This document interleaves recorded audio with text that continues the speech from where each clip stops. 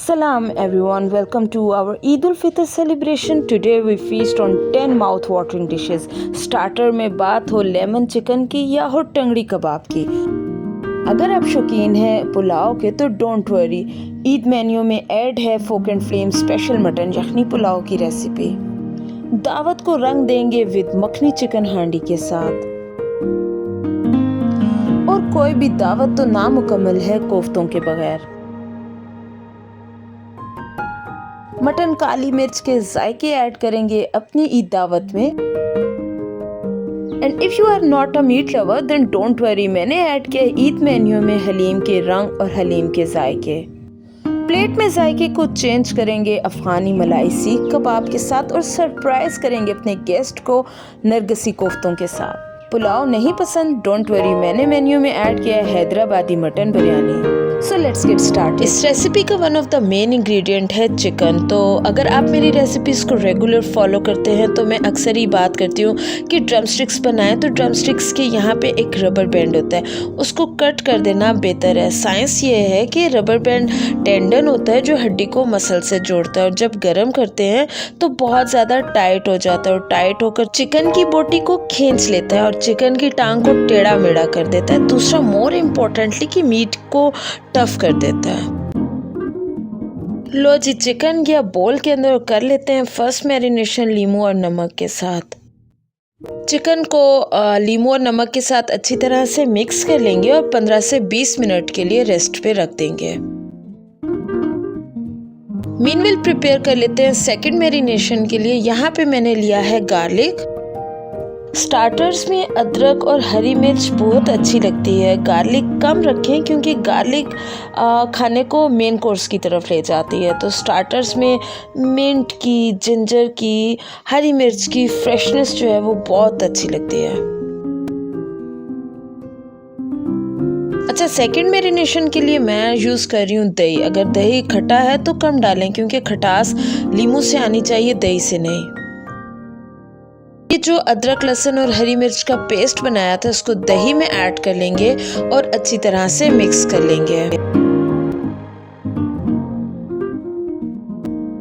Second marination के लिए batter prepare हो चुका है। मीनवेल चेक कर लेते हैं चिकन को। लेमन में एसिड होता है और एसिड से चिकन का प्रोटीन वो टेंडर होगा और नमक लगाने से चिकन का जो स्ट्रॉन्ग फ्लेवर है वो चिकन का टेक्सचर जूसीनेस को बढ़ाएगा। सिंपल। जब चिकन को मैरिनेट किया था तो पहले चिकन लाल था और अब वाइट। लीमू नमक से चिकन का पानी निकल आया और इसका कोई फ़ायदा नहीं है, ये सिर्फ पानी, और जितना पानी निकल जाए उतना बाद में फ़ायदा होगा।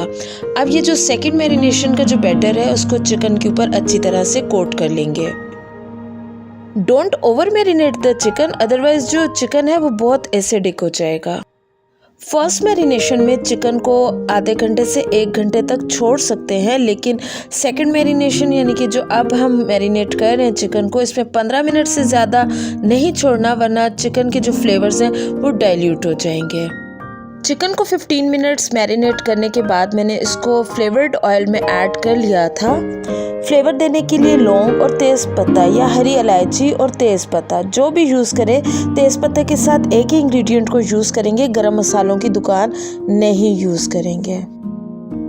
चिकन को इस फ्लेवर्ड ऑयल में 2 से 3 मिनट के लिए भून लेंगे। जब चिकन को मैरिनेट किया था तो जो उसमें बैटर था उसको मैंने अभी ऐड नहीं किया। जब चिकन थोड़ा सा फ्राई हो जाएगा, कलर चेंज हो जाएगा तो उसमें मैं उस लिक्विड बैटर को भी ऐड कर लूँगी।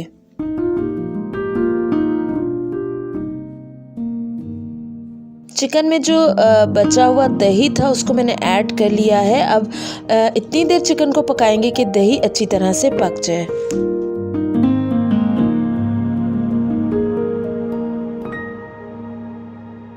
दही अच्छी तरह से पक चुका है, ऑयल जो है वो सेपरेट हो चुका है और अब चिकन को थोड़ी देर ढक के रख देंगे। चिकन को कवर लगाकर रख देंगे। 7 से 8 मिनट के लिए मीडियम टू लो फ्लेम पर पकने के लिए रखेंगे। इतनी देर पकाएंगे कि चिकन जो है वो टेंडर हो सके। लेमन चिकन की बहुत सी रेसिपीज़ में काजू भी ऐड होता है, लेकिन काजू लेमन चिकन को मेन कोर्स की तरफ ले जाता है और हैवी कर देता है। हमें चाहिए कि लीमू का फ्लेवर आए, चिकन का टेस्ट आए, मसाला लिपटा लिपटा रहे।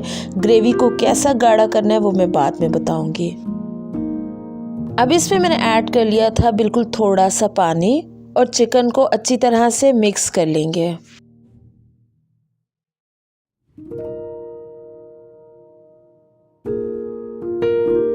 2 से 3 मिनट के लिए मज़ीद ढक के रख देंगे ताकि जो कसर है वो पूरी हो जाए। अब मैं इसमें ऐड करूँगी कॉर्न स्टार्च की स्लरी, यानी कि मैंने कॉर्न स्टार्च को पानी में अच्छी तरह से मिक्स कर लिया है और वो मैं इसमें ऐड कर लूँगी।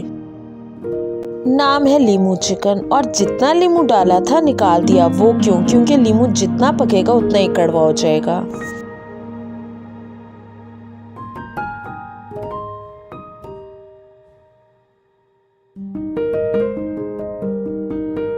रंग को एक डेफिनेशन मिल जाए इसलिए मैं इसमें ऐड करूँगी बिल्कुल थोड़ी सी हल्दी। अब बस चिकन को इतना पकाएंगे कि जो परफेक्ट कंसिस्टेंसी है वो आ जाए, मसाला जो है वो लिपटा लिपटा बन जाए, और यही लीमू चिकन की खूबसूरती है।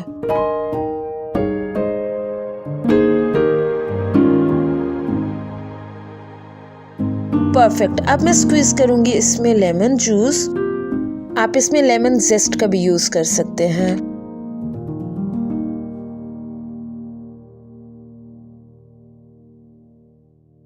परफेक्ट। लेमन चिकन रेडी हो चुका है, तो एक्स्ट्रा फ्लेवर्स के लिए मैं ऐड करूँगी फ्रेशली चॉप्ड धनिया, और यहाँ का मेन स्टार है वो है लीमू, और ऐड करूँगी लीमू स्लाइसेस, सब्ज़ मिर्चें, और इसको थोड़ी देर ढक के रख देंगे ताकि सारे फ्लेवर्स जो है वो चिकन में आ सकें। लेमन चिकन की बात करें तो काली मिर्च से भी गुजारा हो जाएगा, लेकिन मैं बनाऊंगी एक सीक्रेट मसाला जो आपकी रेसिपी को और चार चांद लगा देगा। तो मैंने लिया है काली मिर्च, ज़ीरा, लौंग, सब्ज़ इलायची और मेथी दाना। बस ज़ीरे की खुशबू आने तक पका लेंगे और मज़ेदार सा सीक्रेट मसाला बिल्कुल रेडी हो चुका है।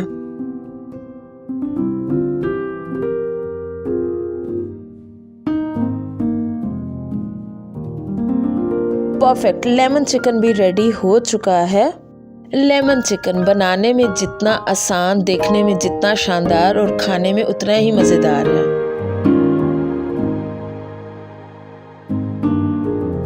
और कर लेते हैं प्लेटिंग। अगर आप देखें तो ड्रमस्टिक बिल्कुल भी टेढ़ी मेढ़ी नहीं हुई।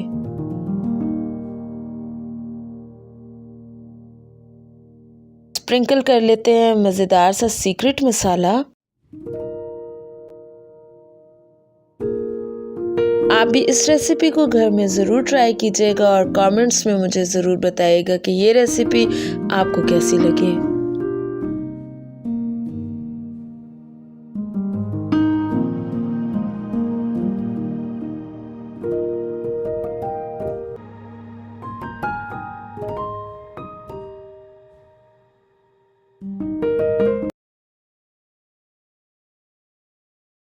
टंगड़ी कबाब तंदूर जैसा, बिना तंदूर के, बिना पैन के कैसे बनाए तो मैं आपको इस रेसिपी में बताऊंगी। तो सबसे पहले इस रेसिपी का मेन इंग्रेडिएंट ड्रमस्टिक और टंगड़ी को प्रिपेयर कर लेते हैं। ड्रमस्टिक्स के यहाँ पे एक धागा होता है, उसको काट लेना ज़रूरी होता है क्योंकि ये मसल को हड्डी से जोड़ता है और जब पकाते हैं तो मीट को टफ कर देता है। मीट जूसी नहीं रहता, बस आपको इसमें से कट कर लीजिए, that is more than enough. अगर ड्राई कुकिंग हो रही है तो ये कट लगाना बहुत ज़रूरी है। वैसे अगर आप यहाँ तक कट कर लें तो भी सही है, लेकिन अगर आप इस तरह से कट कर लेंगे तो जब मैरिनेट करेंगे चिकन को तो सारा टेस्ट और फ्लेवर मैरिनेशन का भी चिकन में जाएगा। टंगड़ी कबाब बनाने के लिए चिकन को 2 दफ़ा मैरिनेट करेंगे। तो सबसे पहले मैरिनेशन के लिए ड्रम स्टिक्स पे मैं स्प्रिंकल करूँगी सॉल्ट टू टेस्ट और रफली चॉप सब्ज़ मिर्चें। मिर्चों को मैंने चॉप कर लिया है, वो ऐड करूँगी चिकन पे, और साथ ही इसमें मैं ऐड कर लूँगी रफली चॉप कोरिएंडर स्टेम। स्क्वीज़ करूँगी मैं 1 लेमन। साथ ही इसमें मैं ऐड कर लूँगी दही। इस मैरिनेशन के लिए जो दही आप यूज़ कर रहे हैं अगर वो खट्टा है तो आप लेमन जूस को स्किप भी कर सकते हैं। और लास्ट में मैं ऐड करूँगी अदरक लहसुन का पेस्ट और इन सब इंग्रेडिएंट्स को अच्छी तरह से मिक्स कर लेंगे। ड्रमस्टिक्स को मैरिनेट करने के बाद साइड में रख देंगे बाद के यूज़ के लिए। ड्रमस्टिक्स मैरिनेट करके रख दी हैं। मीनवेल प्रिपेयर कर लेते हैं मसाला। टंगड़ी कबाब के मसाला के लिए मैंने लिया है मेथी दाना, काली मिर्चें, ग्रीन कार्डेमम, ब्लैक कार्डेमम, लौंग, mace, kasuri methi and salt to taste. इन सब मसालों को ग्राइंड कर लेंगे और एक फाइन पाउडर बना लेंगे।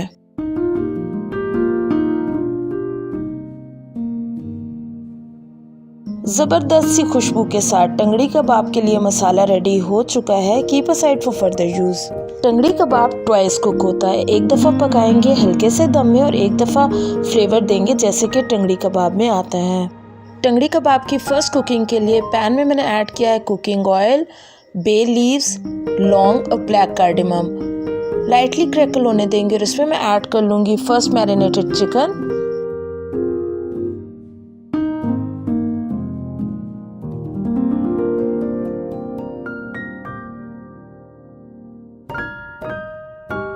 चिकन को कवर करके रख देंगे and cook on medium flame until 70 to 75% done. ज़बरदस्त एरोमेटिक से ड्रमस्टिक्स पक रही हैं, जूसेस रिलीज हो चुके हैं और अब बारी है स्मोकी फ्लेवर की। स्मोक के लिए मैंने यहाँ पे एक कटोरी का यूज़ किया। अगर आपके पास एल्युमिनियम फॉयल या इवन आप सूखी रोटी का भी यूज़ कर सकते हैं। स्मोक हमेशा फैटी चीज़ों को दिया जाता है और यही स्मोक की लॉजिक है। पैन को कवर कर देंगे और जितना छोड़ सकते हैं छोड़ दें, क्योंकि जितना चिकन स्मोक को एब्जॉर्ब करेगा उतना फ्लेवर अच्छा आएगा। मज़ेदार चिकन को स्मोक दे दिया है। चिकन 75% तक पक चुका है। चिकन को नरम करना है, इस तरह से प्रेस करके चेक कर लेंगे। इन ड्रमस्टिक्स को एक बाउल में ट्रांसफ़र कर लेंगे और रूम टेम्परेचर में ठंडा होने के लिए रख देंगे। ड्रमस्टिक्स को पकाते हुए ये जो जूसेस रिलीज़ हुए थे इनकी अभी ज़रूरत नहीं है, लेकिन इनको बाद में यूज़ के लिए साइड में रख देंगे। वेस्ट नहीं करेंगे क्योंकि सारा टेस्ट इसी में है। टेंडन रिमूव करने का फ़ायदा ये हुआ कि ड्रमस्टिक्स ने बड़ी खूबसूरत शेप पकड़ी है। टंगड़ी कबाब के लिए चिकन की फर्स्ट कुकिंग हो चुकी है। अब इसको साइड में रख देंगे बाद में यूज़ के लिए। एज आई टोल्ड बिफोर कि टंगड़ी कबाब के लिए ट्वाइस कुकिंग होती है, तो फर्स्ट कुकिंग में चिकन को ज़्यादा नहीं पकाएंगे वरना बाद में चिकन ड्राई हो जाएगा। टंगड़ी कबाब की फर्स्ट कुकिंग के बाद प्रिपेयर कर लेते हैं सेकेंड मैरिनेशन। सेकेंड मैरिनेशन के लिए अगर आपके पास चीज़ स्प्रेड है तो आप 2 to 3 टेबलस्पून चीज़ स्प्रेड के यूज़ कर सकते हैं। मेरे पास चीज़ स्प्रेड अवेलेबल नहीं है तो मैंने चीज़ को इस तरह से ग्रेट कर लिया और इसमें मैं ऐड करूँगी थोड़ा सा कुकिंग ऑयल और इसको अच्छे से मिक्स कर लूँगी। साथ ही इसमें मैं ऐड करूँगी गाढ़ा दही और चीज़ को दही के साथ अच्छे से मिक्स कर लेंगे। मिक्स इतना अच्छा करेंगे कि क्रीमी टेक्सचर आ सके।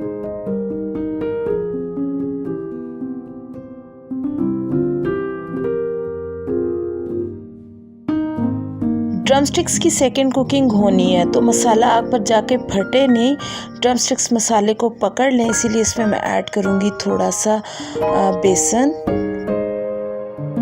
इन इंग्रेडिएंट्स को अच्छी तरह से मिक्स करते जाएंगे। हाँ, अगर आप चीज़ स्प्रेड यूज़ करें तो आपको इतनी मेहनत की ज़रूरत नहीं पड़ेगी।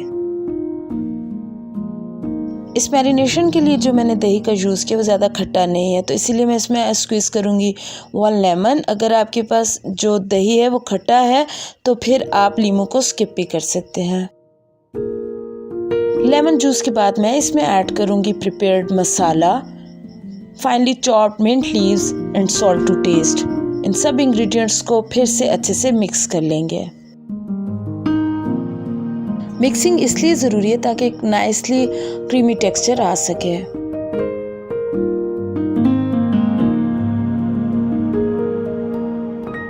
ड्रमस्टिक्स की फर्स्ट कुकिंग में जब ड्रमस्टिक्स को पका रहे थे तो जूस रिलीज़ हुए थे। उस पानी को मैंने वेस्ट नहीं किया था बल्कि उसको साइड में रख दिया था क्योंकि सारा टेस्ट और फ्लेवर उसी में ही था। अब उसको मैंने सेकंड मैरिनेशन में ऐड कर लिया है। सेकंड मैरिनेशन में ड्रम स्टिक्स का जो लिक्विड ऐड करने का फ़ायदा ये होगा कि अदरक लहसुन की खुशबू, स्मोकी फ्लेवर, ग्रीन चिलीज़ का जो टेस्ट है सब आएगा। साथ ही इसमें मेरी पर्सनल प्रेफरेंस में मैं ऐड करूँगी क्रश्ड रेड चिलीज़। आप इसको टोटली स्किप भी कर सकते हैं।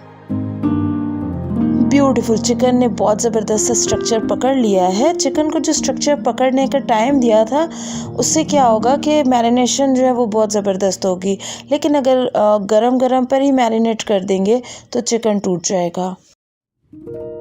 चिकन को मैरिनेट कर लेंगे। अगर आपके घर में कोई भी गैदरिंग है तो आप इस प्रोसीजर तक चिकन को एक दिन पहले भी बना के रख सकते हैं। सेकंड मैरिनेशन का जो मिक्सचर है उसको चिकन पे अच्छे से अप्लाई कर देंगे।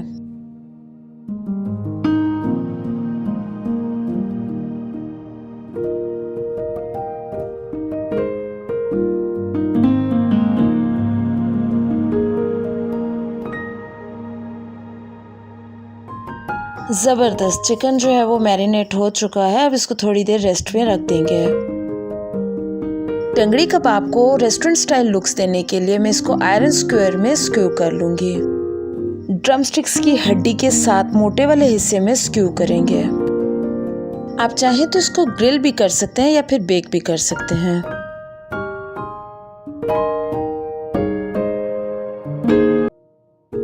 अब इस सेकंड मैरिनेटेड चिकन को मीडियम फ्लेम पर दोनों साइड से अच्छी तरह से पका लेंगे। एज यू कैन सी कि मसाला जो है वो चिकन पे कितने अच्छे से लगा है, बिल्कुल भी रनी नहीं हुआ।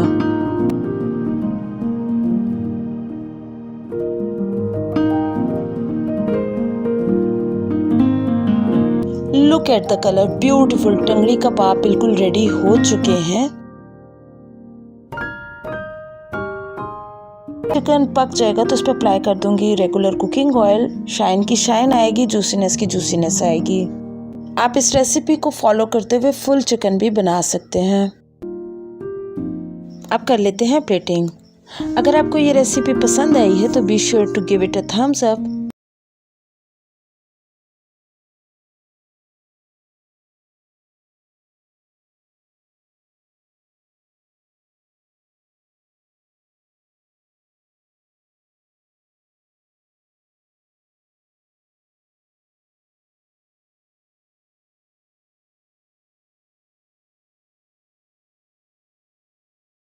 आज मैं आपके साथ शेयर करूंगी वो टिप्स, ट्रिक्स और सीक्रेट जिससे आपकी भी रेसिपी बन जाएगी।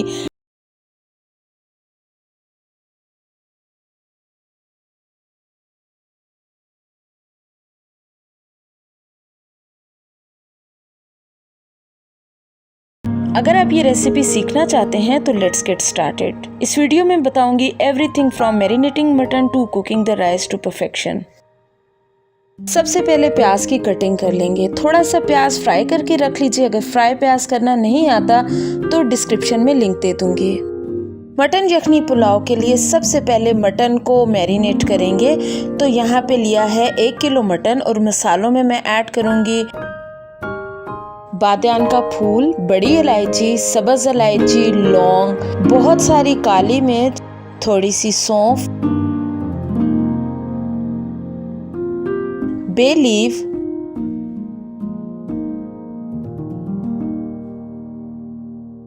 हस्बे ज़रूरत नमक, प्याज और दही। सब इंग्रेडिएंट्स को अच्छी तरह से मिक्स कर लेंगे और 15 मिनट के लिए एटलीस्ट छोड़ देंगे। अगर मटन फ्रेश है तो ऐसे छोड़े मत, फ़ौरन ही पका लीजिए। मटन को मैरिनेट करने का फ़ायदा ये होगा कि मीट की क्वालिटी को इन्हेंस करेगा और मीट को और ज़्यादा फ्लेवरफुल, टेंडर और मॉइस्ट बनाएगा।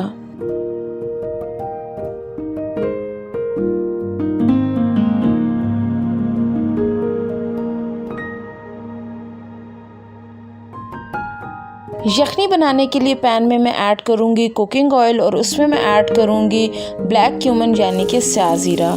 स्याह ज़ीरा क्यों डाला है? इसलिए डाला क्योंकि स्याह ज़ीरा डेलिकेट होते हैं और उसके फ्लेवर्स जो हैं वो भी डेलिकेट होते हैं। और ये जो पुलाव है ये डेलिकेट फ्लेवर्स का पुलाव है और इसमें टेस्ट हर चीज़ का आएगा लेकिन मुंह में कुछ नहीं आएगा।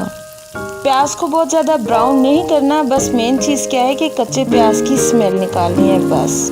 अच्छा, इम्पॉर्टेंट चीज़ क्या है कि यहाँ पर कि मटन को मैरिनेट करें तो उससे पहले फ्रिज से निकाल कर रख दें। कम से कम नहीं तो 1 घंटा ज़रूर फ्रिज से पहले निकाल के रख दें। ठंडा गोश्त नहीं होना चाहिए, रूम टेम्परेचर पर होना चाहिए। दूसरी चीज़, मैरिनेट करने के बाद वापस फ्रिज में ना डालें गोश्त को, राइट, एकदम से टेम्परेचर ड्रॉप नहीं होना चाहिए। इसके बाद मोस्ट इम्पॉर्टेंटली कि जब भी गोश्त को डालें तो थोड़ा वक्त टेम्परेचर वापस आने दें और तब उसकी फ्राइंग स्टार्ट करें। मीट को बहुत ज़्यादा फ्राई नहीं करना क्योंकि फ्राइंग से कलर ब्राउन हो जाता है और मैं चाहती हूँ कि कलर सफ़ेद ही रहे। इसमें मैंने ऐड किया है अदरक, लहसुन, रफली चॉप की हुई सब्ज़ मिर्चें और धनिया। मीट को दही के साथ बस इतना पकाना है कि दही हाफ रह जाए और फिर पानी डाल देंगे। अब इसमें मैं ऐड करूंगी पानी और यहाँ पे एक चीज़ बता दूं कि मैंने इसमें ऐड किए हैं बिल्कुल 3 to 4 ड्रॉप्स सिरके के। और जब बॉयल आएगा तो उस पर झाग सी बन जाएगी। इस झाग को निकालना बहुत ज़रूरी है क्योंकि लीमू सिरके से, खटाई से गंदगी निकल जाती है और इसको निकालना बहुत ज़रूरी हो जाता है, वरना टेस्ट, फ्लेवर और रंग तीनों चीज़ें ख़राब हो जाती हैं। और सिरका बहुत ज़्यादा नहीं डालना वरना मामला बहुत खट्टा हो जाएगा। आप ये पूरा प्रोसेस कुकर में भी कर सकते हैं, यहाँ टाइम वेस्ट करने की ज़रूरत नहीं। हमारा काम बस यखनी को अलग करना है और मीट को अलग करना है, यखनी में टेस्ट देना है बस। मीट को चेक कर लेंगे कि मीट जो है वो बस 80 to 85% तक ही पका हुआ होना चाहिए।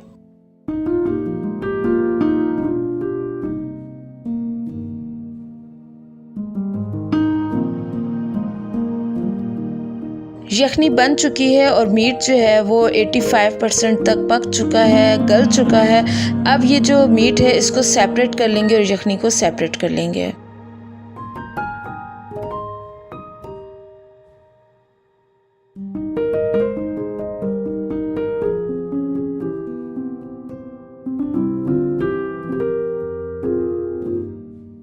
परफेक्ट, मीट जो है वो अच्छे से अलहदा हो चुका है।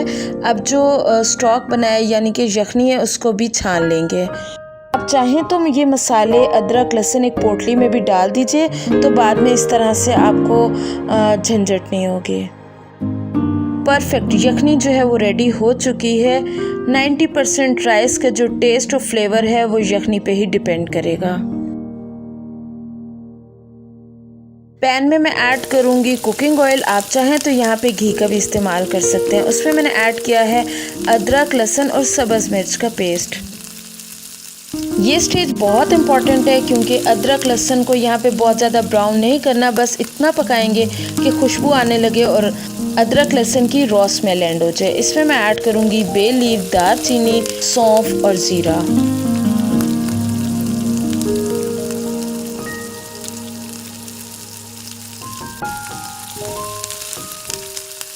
जब लगे कि मसाले की खुशबू आने लगी है तो इसमें मैं ऐड कर दूंगी बॉइल्ड मीट और इसको अदरक लहसुन के साथ अच्छी तरह से भून लेंगे क्योंकि असली टेस्ट ऐसे ही आता है।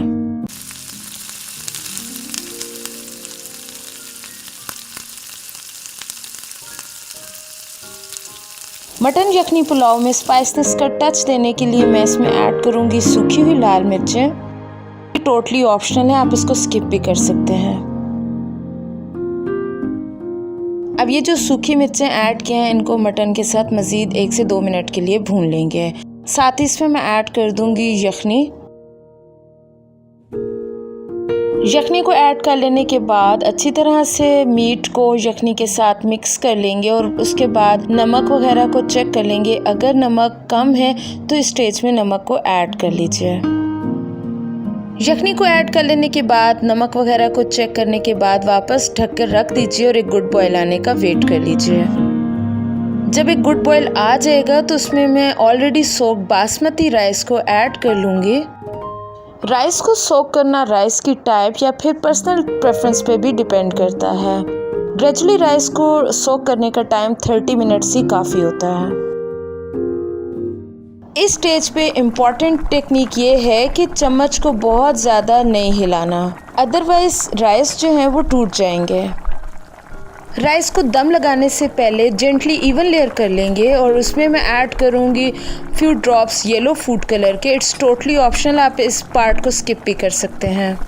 दम लगाते हुए इनिशियली फ्लेम को हाई करेंगे, स्टीम को बनने देंगे और उसके बाद फ्लेम को लो कर देंगे। राइस को दम लगा दिया है। मीनवाइल प्रिपेयर कर लेते हैं एक मज़ेदार सा रायता। रायते के लिए मैं ऐड करूँगी बारीक चॉप किए हुए फ्राइड अनियन, धनिया, पुदीना, बारीक कटी हुई सब्ज़ मिर्च, हस्बे ज़रूरत नमक और दही। आप इस रायते में अदरक का भी यूज़ कर सकते हैं, लेकिन अदरक ऑप्शनल है, लेकिन फ्राई प्याज बिल्कुल भी ऑप्शनल नहीं है। एक और चीज़, अगर आपके पास ग्रीन एप्पल अवेलेबल है तो वो भी आप इस रायते में ऐड कर सकते हैं। अगर आपकी दही जो है वो थोड़ी पतली है तो जो फ्राई प्याज है वो दही का पानी अब्जॉर्ब कर लेगा। रायते के लिए सब चीज़ें अच्छे से मिक्स हो चुकी हैं। मीनवाइल प्रिपेयर कर लेते हैं तड़का। तो मैंने लिया है कुकिंग ऑयल और उसमें मैं ऐड करूँगी ज़ीरा और कुटी हुई लाल मिर्चें। हल्का सा क्रैकल होने दीजिए और ये तड़का रेडी हो चुका है। अब इस तड़के को दही में ऐड कर लीजिए और इस तड़के को दही और दूसरे इंग्रेडिएंट्स के साथ अच्छी तरह से मिक्स कर लीजिए और ये मज़ेदार सा रायता बिल्कुल रेडी हो चुका है। राइस पक चुके हैं, दम खोल देंगे और कम से कम 10 मिनट गोश्त के साथ छोड़ दीजिए, एकदम मत निकालिए। हल्के से राइस ऊपर किए 10 मिनट के बाद इससे क्या होगा कि मॉइस्चर इवनली डिस्ट्रीब्यूट होगा और नीचे का राइस जो है वो मशी नहीं होगा। दूसरा क्या है कि यखनी नीचे गाढ़ी होती है, मतलब यखनी नीचे सेटल होती है तो नीचे हैवी हो जाती है, इसीलिए नीचे राइस ज़्यादा यखनी पी लेते हैं। तो एक बार खोल के 10 मिनट के बाद राइस को सेट करके हल्के से नीचे का ऊपर और ऊपर का नीचे करो, फिर छोड़ दें 5 मिनट के लिए, ताकि जो फ्लेवर्स हैं वो इवनली डिस्ट्रीब्यूट हो जाएं। अब ऐसे करने से राइस सेटल हो चुके हैं। एज यू कैन सी कि ग्रेन बिल्कुल नहीं टूटा, खिले खिले राइस बने हैं। अगर आपने अभी तक मेरी कब्सा पुलाव और बीफ यखनी पुलाव की रेसिपी नहीं देखी तो डिस्क्रिप्शन में लिंक दे दूंगी। अब कर लेते हैं प्लेटिंग। मटन यखनी पुलाव को मैं गार्निश करूंगी मिंट लीव्स और चांदी के वर्क के साथ। मटन यखनी पुलाव को मैं सर्व करूंगी बेहतरीन से रायते के साथ। आप भी इस रेसिपी को ज़रूर ट्राई कीजिएगा और अपना फीडबैक मेरे साथ ज़रूर शेयर कीजिएगा।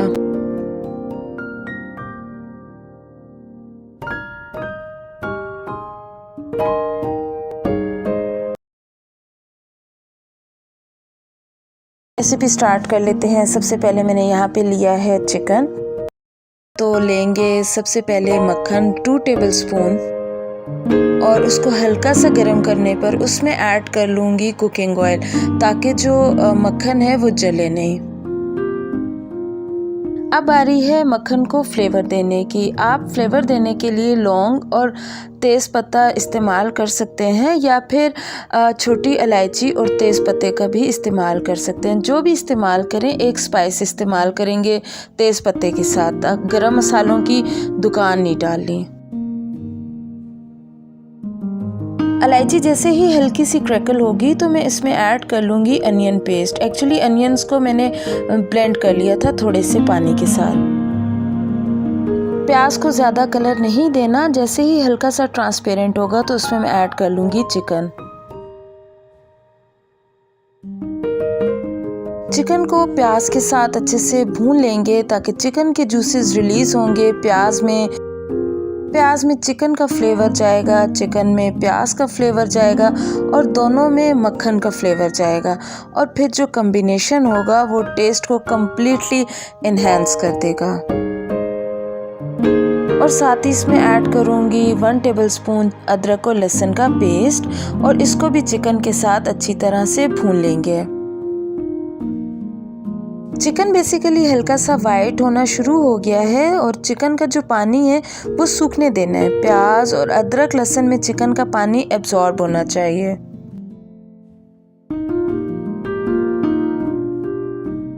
साथ ही इसमें ऐड कर लेंगे मसाले। मैंने लिया है ज़ीरा पाउडर, धनिया पाउडर, काली मिर्च का पाउडर। आप काली मिर्च के पाउडर को स्किप करके वाइट पेपर पाउडर भी ऐड कर सकते हैं। साथ मैंने इसमें लिया है हस्बे ज़रूरत नमक और कुटी हुई लाल मिर्चें। इन सब चीज़ों को चिकन के साथ अच्छी तरह से भून लेंगे। चिकन को भूनते हुए ये बात जहन में रखनी है कि इस पे रंग नहीं आना चाहिए। किसी भी चीज़ को रंग नहीं पकड़ने देना, एकदम डर्टी वाइट कलर आना चाहिए। चिकन को मसाले के साथ अच्छी तरह से भून लिया है और अब चिकन को मज़ीद फ्लेवरफुल करने के लिए मैंने इसमें ऐड किया है दही। दही को ऐड कर लेने से पहले अच्छी तरह से उसको फेंट लेना चाहिए।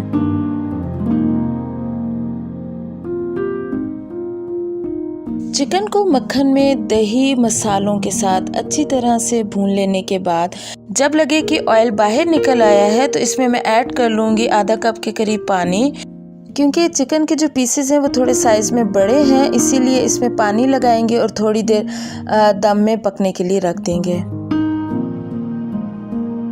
मीनवाइल चिकन को टेस्टफुल और कलरफुल करने के लिए वेजिटेबल्स को प्रिपेयर कर लेते हैं।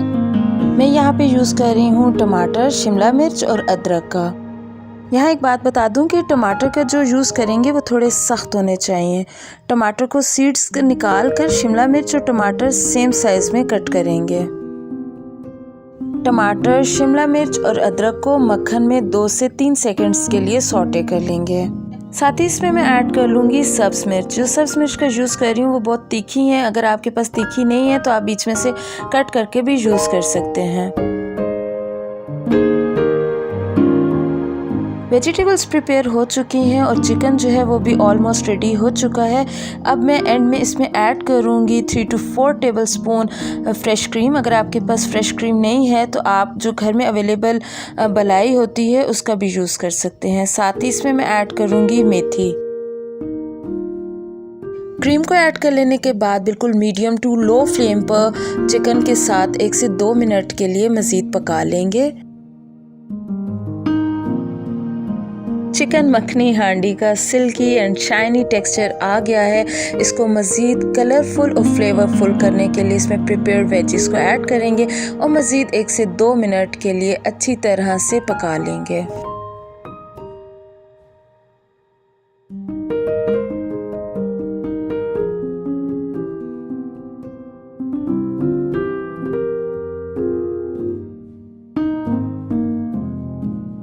और बातों ही बातों में चिकन मखनी हांडी बिल्कुल रेडी हो चुकी है।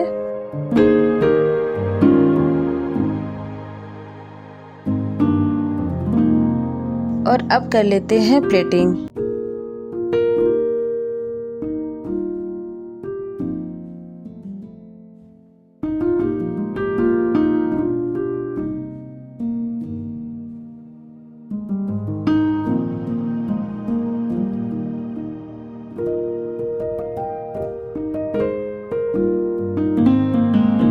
आज मैं बनाऊंगी फ्लेवरफुल और डिलीशियस सी मटन कोफ्ता करी रेसिपी।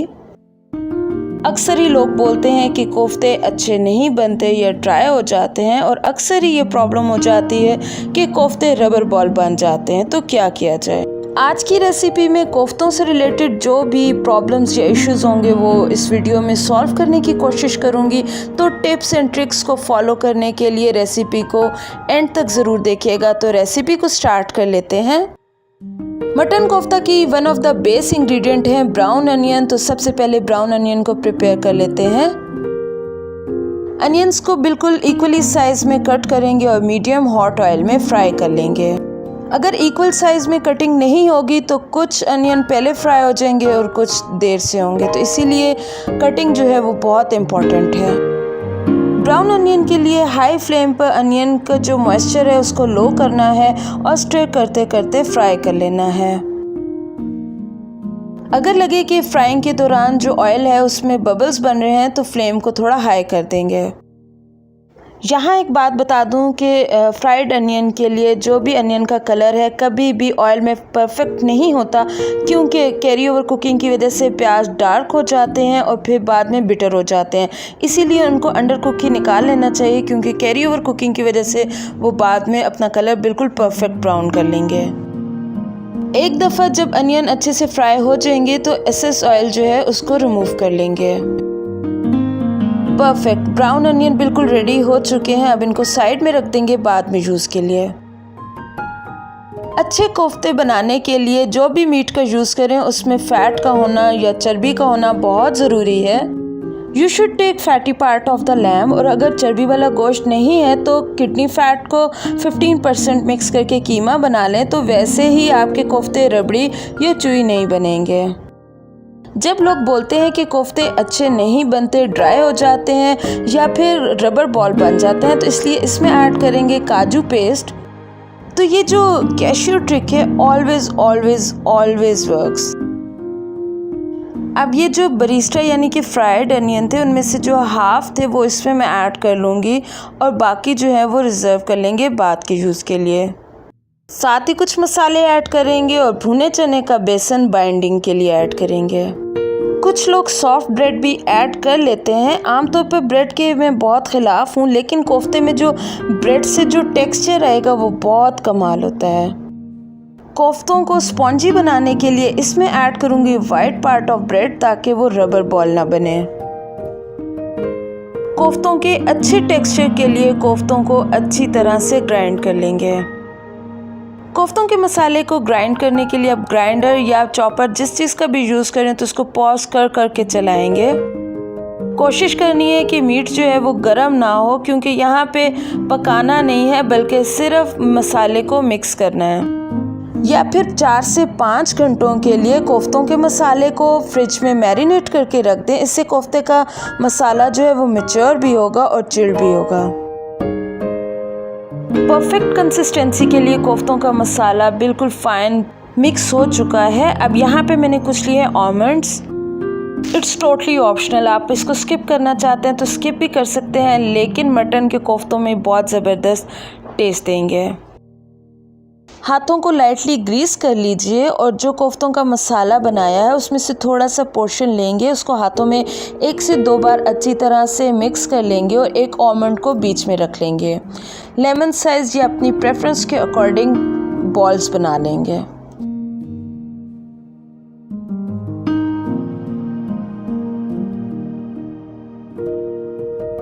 एक तो मैं बनाऊंगी अपने लिए, यानी कि टेस्टिंग के लिए, टेक्सचर के लिए कि फट रहा है कि नहीं फट रहा। मतलब एक आदत बना लीजिए कि कोई भी मिक्सचर फ्राई करना है तो एक पीस को चेक कर लें, ये एक अच्छी आदत है। परफेक्ट, कोफ्ता जो है वो फ्राई हो चुका है। एज यू कैन सी कि बिल्कुल कोई क्रैक नहीं बना, बिल्कुल नहीं फटा। कोफ्ता जो है वो अंदर से कच्चा है और बाहर से पका है। कच्चा ही रखना है, क्यों? क्योंकि यहाँ पका दिया तो ग्रेवी में फिर रबर बॉल बन जाएगा। यहाँ पे सिर्फ शेप देनी है और अंदर से कच्चा और ऊपर से सिर्फ शेप देनी है। कोफ्तों के लिए जो मसाला है वो बिल्कुल परफेक्ट कंसिस्टेंसी के साथ बन चुका है। तो अब बाकी के कोफ्तों को शेप दे देते हैं। कोशिश करें कि जब कोफ्तों को शेप दे रहे हो तभी कोफ्ते ना तो डी शेप हो ना उनमें कोई क्रैक हो।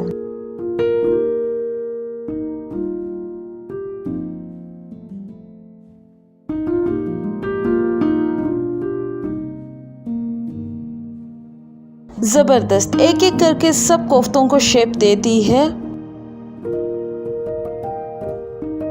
और अब बारी है फ्राइंग की।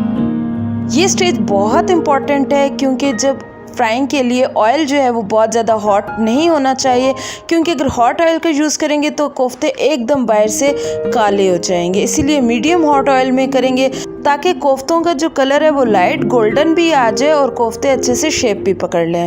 और कोफ्ते ज़्यादा पक ना जाएं, ओवर कुक ना हो जाएं, क्योंकि वो फिर बाद में रबर बॉल बन जाएंगे। कोफ्तों को फ्राई करते हुए कभी भी प्रेस डाउन नहीं करेंगे कि शायद वो ज़्यादा फूल जाएं, बल्कि जो भी कोफ्तों में जूसेस होंगे वो स्क्वीज हो जाएंगे एंड मेक देम डेंस। एक बात और कि कोफ्तों को फ्राई करते हुए बहुत ज़्यादा ओवर क्राउड नहीं करेंगे। परफेक्ट शेप और टेक्सचर के साथ कोफ्ते जो हैं वो फ्राई हो चुके हैं। अब यहाँ तक 70% काम कंप्लीट हो चुका है। अब कर लेते हैं ग्रेवी की प्रिपरेशन। तो जो अनियन फ्राई किए थे उनमें से हाफ तो कोफ्तों में ऐड कर लिए, तो जो हाफ बच गए उनमें मैं ऐड करूँगी दही और फ्राइड अनियन का एक पेस्ट बना लेंगे। अब जिस ऑयल में कोफ्तों को फ्राई किया था उसको वेस्ट नहीं करेंगे, क्योंकि सारा फ्लेवर और टेस्ट उस ऑयल में आ चुका है। उसी को फर्दर करी बनाने के लिए यूज़ कर लेंगे। ऑयल को और फ्लेवरफुल करने के लिए मैं इसमें ऐड करूँगी खड़े मसाले। तो मैंने लिया है जावित्री, लौंग, काली मिर्च और बड़ी इलायची। अगर आपके पास जावित्री नहीं है तो आप दालचीनी को भी ऐड कर सकते हैं। बड़ी इलायची, लौंग और काली मिर्च किसी भी मटन डिश में बहुत बहुत इम्पॉर्टेंट है। मसाले क्रैकल हुए हैं तो मैंने इसमें ऐड किया है वो दही और जो फ्राइड अनियन का मिक्सचर है उसको ऐड कर लूँगी और उसको थोड़ी देर पका लेंगे। साथ इसमें मैं ऐड करूँगी जिंजर एंड गार्लिक पेस्ट और मज़ीद इतनी देर पकाएंगे कि जिंजर एंड गार्लिक की खुशबू आने लगे। कोशिश करें कि इस स्टेज पे फ्लेम को ज़्यादा हाई ना रखें ताकि मसाला जो है वो ज़्यादा ब्राउनिश ना हो, क्योंकि बाद में मसालों की वजह से मसाला या ग्रेवी जो है वो और ब्राउन हो जाएगी। इसमें मैं ऐड करूँगी टमाटो पेस्ट। करना क्या है कि 2 टमाटर लिए हैं और उनको मैंने अच्छी तरह से ग्राइंड कर लिया, ना पानी ऐड किया ना कुछ, बस वो अच्छी सी प्योरी सी बन गई और वो मैं इसमें ऐड कर लूँगी। जब लगे कि टमाटर थोड़ा पकने लग रहे हैं तो इसमें मैं ऐड कर लूँगी मसाले। मैंने लिए हैं बेसिक मसाले, लाल मिर्च का पाउडर, धनिया पाउडर, हल्दी पाउडर और नमक। प्याज, दही, टमाटर, अदरक, लहसुन को दूसरे मसालों के साथ अच्छी तरह से 2 से 3 मिनट के लिए भून लेंगे। अगर आपके पास अवेलेबल टमाटर थोड़े खट्टे हैं तो आप दही की क्वांटिटी थोड़ी कम कर देंगे। जब लगे कि मसाला जो है वो पकने शुरू हुआ है, ऑयल सेपरेट होना शुरू हो चुका है, तो इसमें मैं ऐड करूँगी शाही ज़ीरा यानी कि काला ज़ीरा और डेसिकेटेड कोकोनट यानी कि कोकोनट का जो पाउडर होता है उसको ऐड कर लूँगी। इससे एक तो ग्रेवी गाढ़ी होगी और एक नटी फ्लेवर आएगा जो कि कोफ्तों में बहुत ज़बरदस्त गेम चेंजर का काम करेगा। 80% देसी खाने डिपेंड करते हैं मसालों पे। जितना अच्छा मसाला भुना हुआ होगा, देसी खाना उतना ही ज़बरदस्त बनेगा। मसाले की अच्छी भुनाई का अंदाज़ा यहाँ से होता है कि अगर लगे कि मसाला नीचे से लग रहा है, खुशबू आ रही है और ऑयल सेपरेट हो चुका है, तो इट्स मीन कि मसाला जो है वो रेडी हो चुका है। तो कोफ्तों की ग्रेवी के लिए मसाला रेडी हो चुका है। अब मैंने इसमें ऐड कर लिए हैं फ्राइड कोफ्ते। अब ये पार्ट भी बहुत ज़रूरी है कि कोफ्तों ने मसाले को और मसाले ने कोफ्तों को मिलना है, इसीलिए 1 से 2 मिनट के लिए कोफ्ते और मसालों को अच्छी तरह से मिक्स कर लेंगे। कोफ्तों में पानी की क्वांटिटी आप पे डिपेंड करती है कि ग्रेवी की थिकनेस आपको कितनी रिक्वायर्ड है। ये टाइम है ट्रांसमिशन का, यानी कि ग्रेवी अपना फ्लेवर देंगी कोफ्तों को और कोफ्ते अपना फ्लेवर और टेस्ट देंगे ग्रेवी को, और रिजल्ट जो होगा वो होगा बहुत कमाल का। फ्लेवर के लिए मैं इसमें ऐड कर लूँगी 2 ग्रीन चिलीज। यहाँ एक बात बता दूं कि कोफ्तों को ओवर कुक नहीं करना वरना वो रबर बॉल बन जाएंगे। कोफ्तों को लो फ्लेम पर 10 से 12 मिनट के लिए पकने के लिए रख देंगे ताकि सारा फ्लेवर और टेस्ट ग्रेवी में आ सके। बहुत ज़बरदस्त खुशबू और टेक्सचर के साथ मटन कोफ्ता बिल्कुल रेडी हो चुके हैं। बहुत मखमली और ख़ूबसूरत सी ग्रेवी रेडी हो चुकी है। मैं गार्निश करूँगी इसको सब्ज़ धनिया के साथ। फ्राई करने से पकने तक कोफ्ते बिल्कुल डी शेप नहीं हुए, ना ही इनमें कोई क्रैक वगैरह आया है।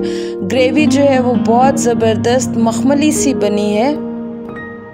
कोफ्ते बहुत सॉफ्ट बने हैं, रबर बॉल या सख्त नहीं हुए।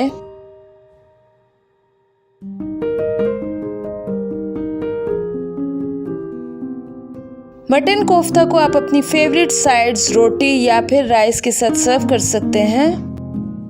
टिप्स एंड ट्रिक्स को फॉलो करते हुए आप इस रेसिपी को ज़रूर बनाएं और अगर आप इस रेसिपी को ट्राई कर रहे हैं तो अपना एक्सपीरियंस मेरे साथ ज़रूर शेयर करें। आज मैं आपके साथ शेयर करूंगी माउथ वाटरिंग मटन काली मिर्च कढ़ाई की recipe that's sure to ignite your taste buds. इस वीडियो में बताऊंगी कि कैसे इस डिलीशियस सी रेसिपी को बनाएंगे with easy to follow steps and tips. तो रेसिपी को स्टार्ट कर लेते हैं। सबसे पहले कढ़ाई में मैंने ऐड किया है कुकिंग ऑयल और ऑयल को फ्लेवरफुल करने के लिए मैं इसमें ऐड करूंगी खड़े मसाले। जावित्री या दालचीनी को ऐड कर सकते हैं। बड़ी इलायची, लौंग और काली मिर्च किसी भी मटन डिश में बहुत बहुत बहुत इम्पॉर्टेंट है। लो फ्लेम पर जब खड़े मसाले थोड़े क्रैकल हो जाएंगे तो उसमें मैं ऐड कर दूंगी प्याज। अब प्याज को बहुत ज़्यादा फ्राई नहीं करना। जब प्याज थोड़े नरम हो जाएंगे, अपना कलर चेंज करने ही शुरू होंगे, तो इसमें मैं ऐड कर लूँगी जिंजर एंड गार्लिक पेस्ट।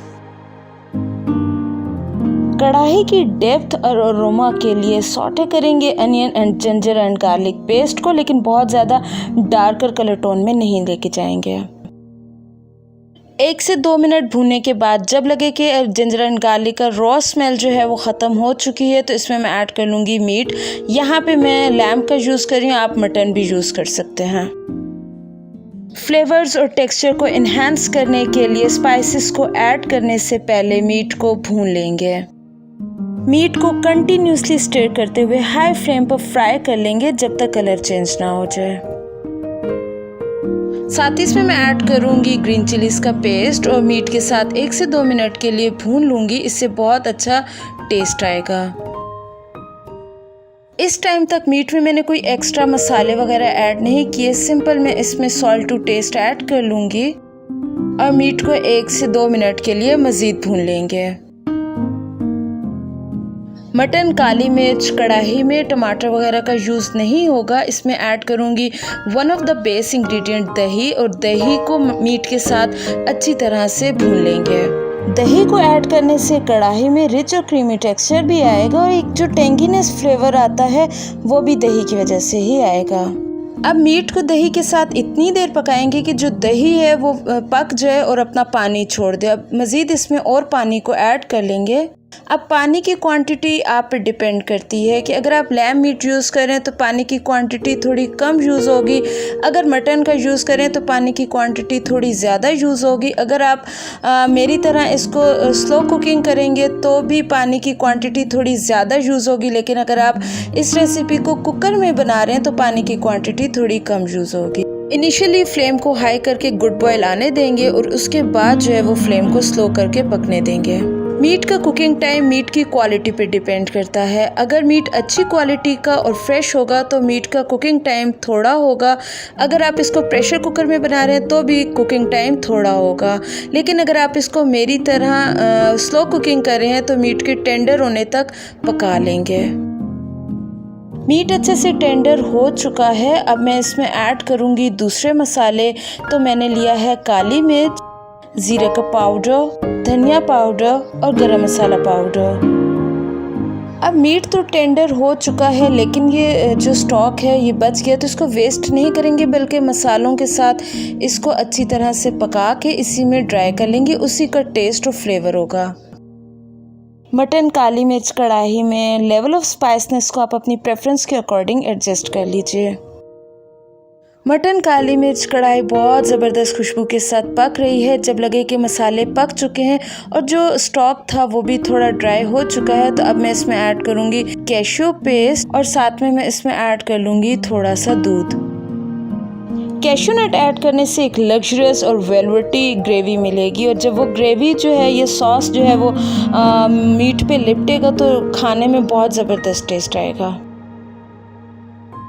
जब लगे कि मसाला जैमी और ग्लॉसी हो गया है, ऑयल सेपरेट हो गया है, खुशबू आने लगी है, तो इट्स मीन कि मटन काली मिर्च कढ़ाई बिल्कुल रेडी हो चुकी है। बहुत ज़बरदस्त खुशबू, जायके और लुक्स के साथ मटन काली मिर्च कढ़ाई जो है वो रेडी हो चुकी है। मैं इसको गार्निश करूँगी ginger slices, red and green chillies के साथ। आप इस रेसिपी को ज़रूर ट्राई करें और अपना एक्सपीरियंस मेरे साथ ज़रूर शेयर करें। If you have any questions or requests for further recipes, please leave them in the comments as well.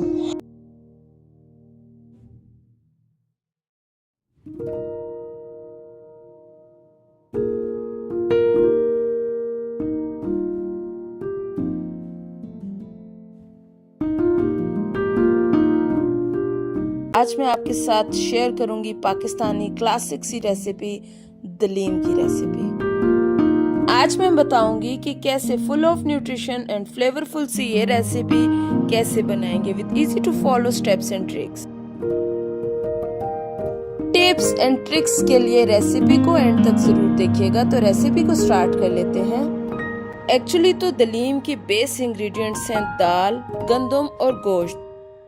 दालों में मैं ऐड करूंगी मसूर की दाल, मूंग की दाल, माश की दाल और चने की दाल। दालों को और दूसरे इंग्रेडिएंट्स को मैंने ओवरनाइट सोक करके रख दिया था। अगर आप ओवरनाइट सोक नहीं कर सकते तो मिनिमम इनको 4 आवर्स के लिए जरूर सोक कीजिए। दलीम बनाने के लिए दुकान सज चुकी है तो दलीम बनाना स्टार्ट करते हैं। दलीम में गंदम को ऐड करना इंडियन या पाकिस्तानी कुजीन में एक ट्रेडिशन प्रैक्टिस है जो कि सदियों से चल रही है। गंदम जो है वो दलीम में टेक्सचर और टेस्ट तो देगा, एक साथ रोबस्ट और नटी फ्लेवर भी देगा। दलीम के मेन इंग्रेडिएंट्स हैं दाल और गंदम। राइस तो टिपिकली ऐड नहीं होते लेकिन दलीम को ये और इंटरेस्टिंग बनाएंगे। दालों और गंदम में तकरीबन 3 लीटर के करीब पानी को ऐड करेंगे या इतना पानी ऐड करेंगे कि दाल और गंदम अच्छी तरह से पक सके। एक्चुअली तो दाल या गंदम को सोक करने का फायदा ये होगा कि ऑलरेडी पानी को सोक कर लेंगी और सॉफ्ट हो जाती हैं, जो कि बाद में कुकिंग टाइम थोड़ा कम कर लेती हैं और डाइजेस्टेबल भी हो जाती हैं। दालों में जैसे ही एक गुड बॉयल आएगा तो ऊपर एक झाग सी आ जाएगी। आप जब भी दाल बनाएं तो ये झाग को रिमूव कर देना जरूरी होता है क्योंकि ये सारी इम्प्योरिटीज होती हैं। दालों और गंदम को पकने के लिए लो फ्लेम पर रख दिया है। मीनवाइल दूसरा मेन इंग्रेडिएंट यानी कि गोश्त को प्रिपेयर कर लेते हैं। तो कढ़ाई में मैंने खुला पानी ऐड कर लिया था। जैसे इसको गुड बॉयल आया तो उसमें मैंने ऐड किया बीफ को बॉईल करते हुए देख सकते हैं कि एक झाग सी बन गई है। ये वो इम्प्योरिटीज हैं जो ब्लड, प्रोटीन और दूसरे सब्सटेंसेस हैं जो पकाने वक्त मीट से रिलीज होते हैं, तो इनको भी रिमूव कर लेना बहुत जरूरी होता है। झाग को जैसे ही रिमूव कर लेंगे 4 to 5 मिनट के लिए बस मीट को बॉईल देंगे और उसके बाद इसको पानी से निकाल लेंगे। इस टाइम तक मीट में मैंने कोई एक्स्ट्रा मसाले वगैरह यूज नहीं किए।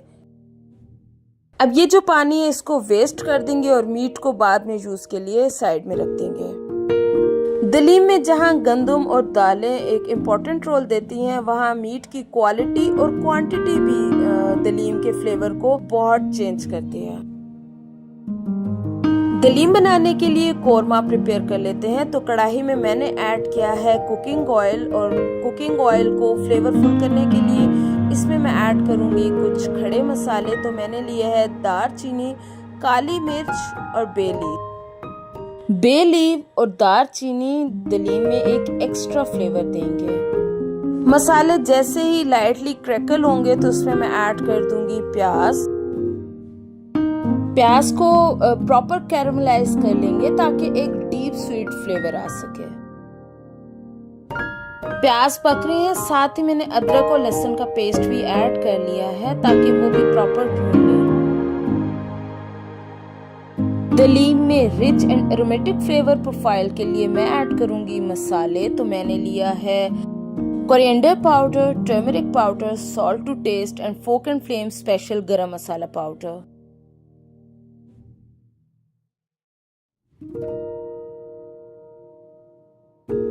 प्याज अच्छे से कैरेमलाइज हो चुके हैं, एक रिच गोल्डन कलर आ चुका है। तो अब मैं इसमें ऐड करूंगी रेड चिली पाउडर और दही।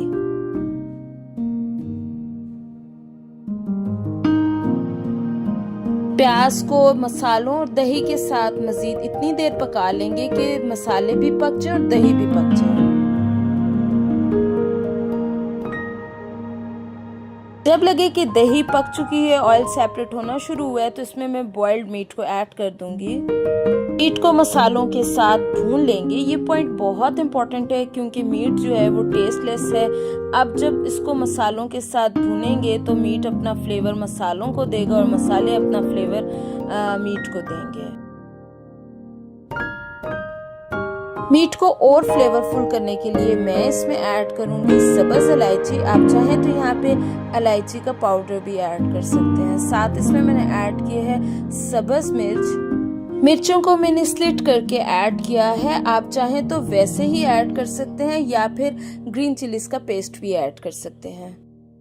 बीफ में बस इतना पानी ऐड करेंगे कि बीफ उस पानी में अच्छी तरह से पक सके। बीफ को मैं लो फ्लेम पर पकने के लिए रख दूंगी और इतनी देर पकाऊंगी कि बीफ जो है वो अच्छी तरह से पक सके।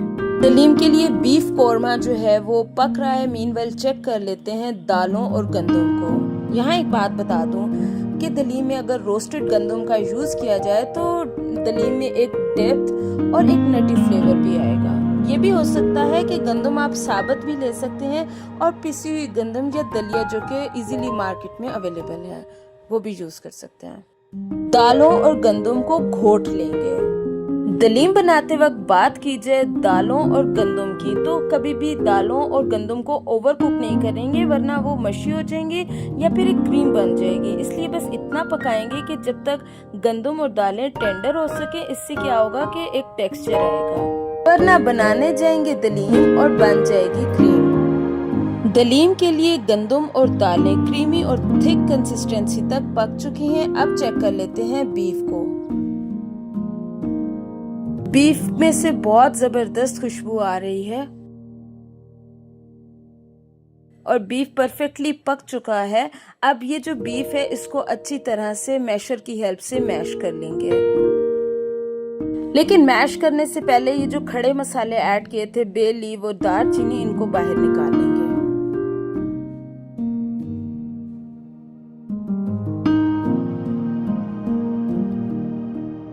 एक्चुअली तो जो दलीम में रेशा बनेगा, बीफ जितना अच्छा मैश हुआ होगा उतना अच्छा रेशा बनेगा।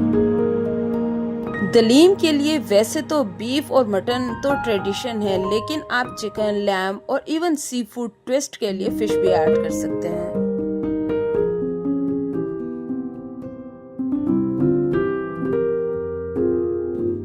तो दलीम के लिए बीफ जो है वो अच्छी तरह से उसका रेशा बन चुका है। मीनवाइल चेक कर लेते हैं गंदम और दालों को।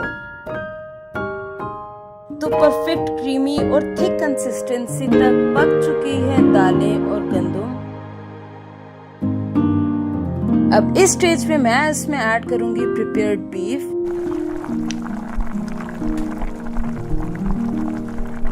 और अच्छी तरह से मिक्स कर लेंगे ताकि मेन इंग्रेडिएंट्स दाल, गंदम और मीट आपस में मिल सके और दलीम का जायका बन सके। ये पॉइंट बहुत इंपॉर्टेंट है। जब सब इंग्रेडिएंट्स एक दूसरे को अपना फ्लेवर और टेस्ट दे रहे होंगे तो इसमें मैं चेक कर लूंगी नमक। अगर नमक कम है तो इसमें मैं और नमक को ऐड कर लूंगी। अच्छी दलीम का की पॉइंट ये है कि इसको लो कुकिंग की जाए। कुकर में भी बन सकती है लेकिन वो मजा नहीं आएगा जो लो कुकिंग में है।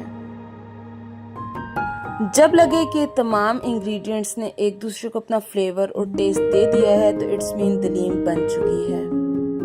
तड़का दलीम का लास्ट स्टेप है भी और नहीं भी, तो प्रिपेयर कर लेती हूँ तड़का। जब पैन में कुकिंग ऑयल अच्छे से गर्म हो जाएगा तो इसमें मैं ऐड कर लूंगी स्लाइस कट किए हुए प्याज को फुली कैरामलाइज कर लेंगे। जब लगे कि कलर चेंज होने लगा है तो इसमें मैं ऐड करूंगी फोक and flame special garam masala powder और ये जी मजेदार सा तड़का रेडी हो चुका है। अब इस तड़के को ऐड कर लूंगी दलीम में।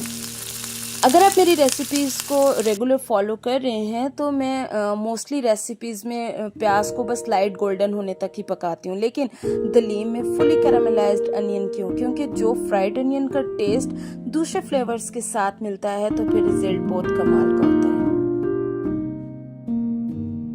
अब कर लेते हैं serving. Thanks for joining me in the kitchen today. I hope आपने आज की रेसिपी में बहुत कुछ नया और यूजफुल सीखा होगा।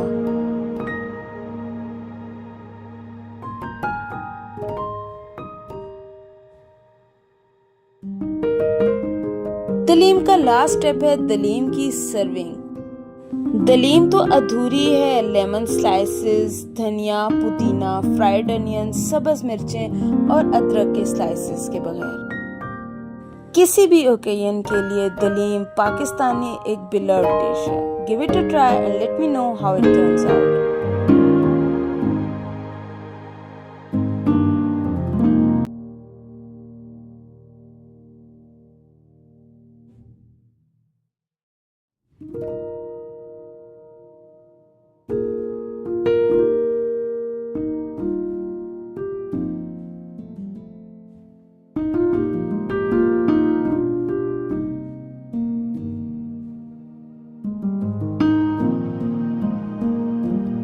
आज आपके साथ जो रेसिपी शेयर कर रही हूँ वो वाइट ग्रेवी के साथ अफ़गानी मलाई सीख कबाब की रेसिपी है। तो रेसिपी स्टार्ट करते हैं। सबसे पहले सीख कबाब के लिए मसाला प्रिपेयर कर लेते हैं। यहाँ पे जो मैंने कीमा यूज़ किया है वो चिकन का है। सीख कबाब के मसाले में जो प्याज इस्तेमाल होंगे उसका पानी मैंने ऑलमोस्ट स्क्वीज़ कर लिया था, क्योंकि मुझे इस मिक्सचर को थोड़ी देर पहले बनाकर रख लेना था। बट अगर आप इस मिक्सचर को इमीडिएटली बना रहे हैं तो नॉर्मली प्याज को बिल्कुल बारीक चॉप करके भी ऐड कर सकते हैं, क्योंकि पानी को अगर स्क्वीज़ नहीं करेंगे तो मसाला रनी हो जाएगा। सीख कबाब के लिए चूँकि मैं मीट जो है वो चिकन का यूज़ कर रही हूँ, तो चिकन में फ़ैट बिल्कुल थोड़ा होता है। तो आप अगर मीट फ़ैट नहीं है आपके पास तो आप इसमें चीज़, बटर या फिर घी का भी यूज़ कर सकते हैं। सीख कबाब के लिए जो कीमा मैंने लिया है उसको मैंने चिकन बोटी से घर में ही चॉपर में चॉप किया था, क्योंकि अगर बाहर से कीमा लेंगे तो उसमें पानी की क्वांटिटी होगी तो फिर उससे सीख कबाब बिल्कुल परफेक्ट नहीं बनेंगे।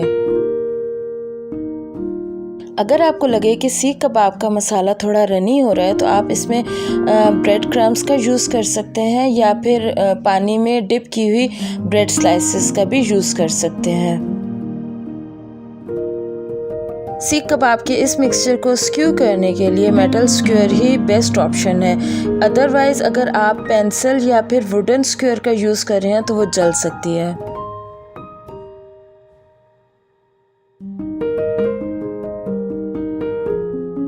स्क्यूअर पे अच्छे से सीख कबाब की शेप देने के बाद बिल्कुल लो फ्लेम पर 1 मिनट के लिए सेक लेंगे। आप चाहें तो चिकन सीख कबाब की लुक्स को और इन्हेंस करने के लिए इसको ग्रिल भी कर सकते हैं। लो फ्लेम पे सेकने के बाद एज यू कैन सी कि ये स्क्यूअर से कितने इजीली रिमूव भी हो गए हैं। इस मेथड से आप सीख कबाब को 10 से 20 दिनों के लिए एयर टाइट जार में फ्रीज़ भी कर सकते हैं, और चाहें तो इसे ग्रेवी में यूज़ करें और चाहे तो फ्राई भी करके खा सकते हैं। अगर आपके घर में कोई गेस्ट आ रहे हैं तो आप सीख कबाब को पहले से 1 रात पहले बनाकर रख लें और बाद में इसको ग्रेवी में इस्तेमाल भी कर सकते हैं।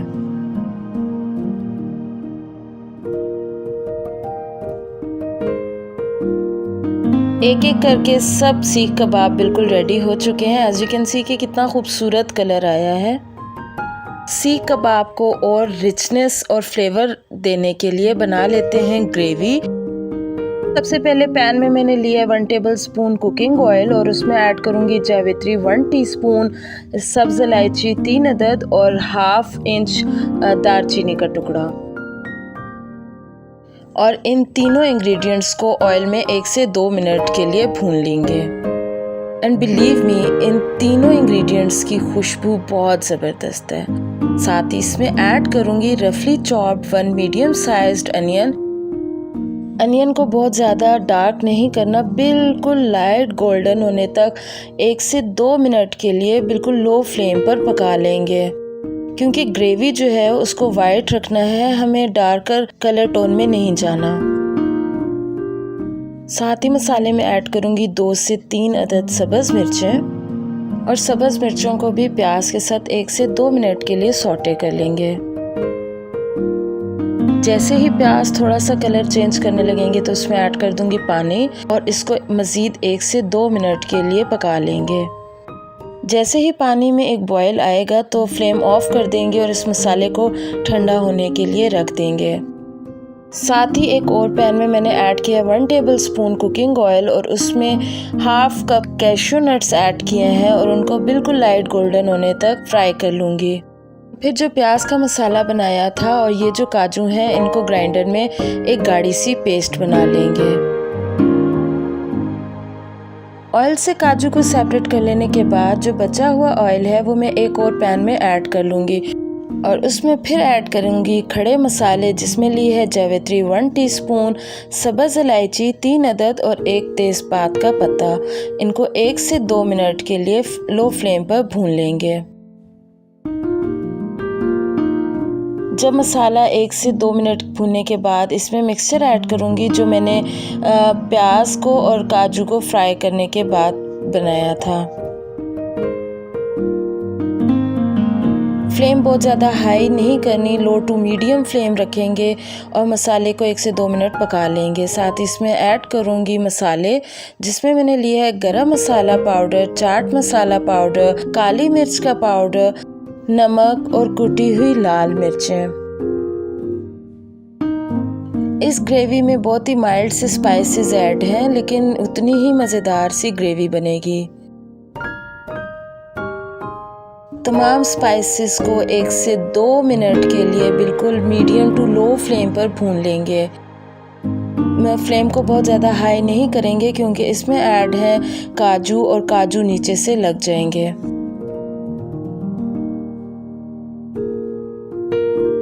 और मसाले को 2 से 3 मिनट के लिए पकने के लिए रख देंगे। मसाले को कंटिन्यूसली स्टर करना बहुत ज़रूरी है क्योंकि काजू की वजह से मसाला नीचे से लग सकता है। और अब प्रिपेयर कर लेते हैं तड़का। तो मैंने ऐड किया है कुकिंग ऑयल में अदरक और लहसुन का पेस्ट और साथ ही उसमें ऐड करूँगी कुटा हुआ ज़ीरा। लहसुन और अदरक को 1 से 2 मिनट के लिए इतना भूनेंगे कि मसाले में से जो उसकी स्मेल है अदरक लहसुन की वो ख़त्म हो जाए।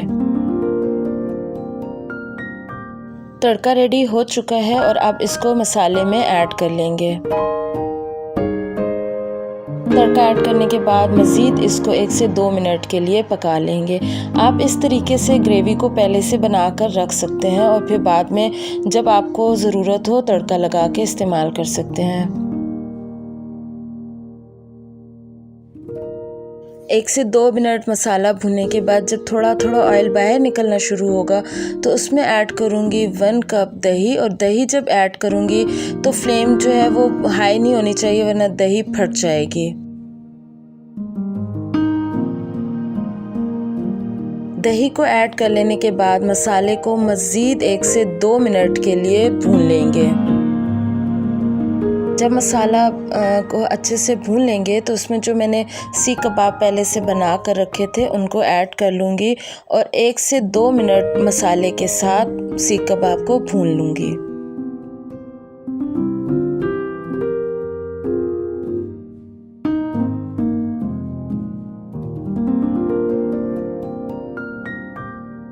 साथ ही इसमें ऐड करूँगी 1/3 कप पानी और 1 से 2 मिनट मिक्सचर को अच्छे से मिक्स कर लेने के बाद इसको दम पे पकने के लिए रख दूँगी।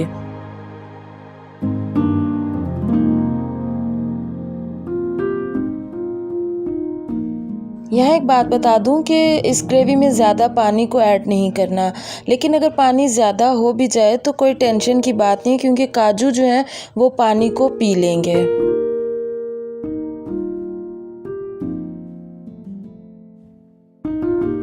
ग्रेवी को और स्मूथ और सिल्की बनाने के लिए मैं इसमें ऐड करूँगी फ्रेश क्रीम। अगर आपके पास फ्रेश क्रीम अवेलेबल नहीं है तो आप इसमें मलाई भी ऐड कर सकते हैं। साथ ही इसमें स्प्रिंकल करूँगी 1/2 टेबल स्पून मेथी पाउडर। इन सब मसालों को 1 से 2 मिनट के लिए मिक्स कर लूँगी। फ्लेम बहुत लो रखनी है वरना क्रीम जो है वो जल जाएगी। मेथी के 1000 फ़ायदे हैं। यहाँ एक बात बता दूँ कि अगर आपकी ग्रेवी में से ऑयल बाहर नहीं निकल रहा तो आप अगर उसमें मेथी को स्प्रिंकल कर देंगे तो ग्रेवी का ऑयल बाहर निकल आएगा।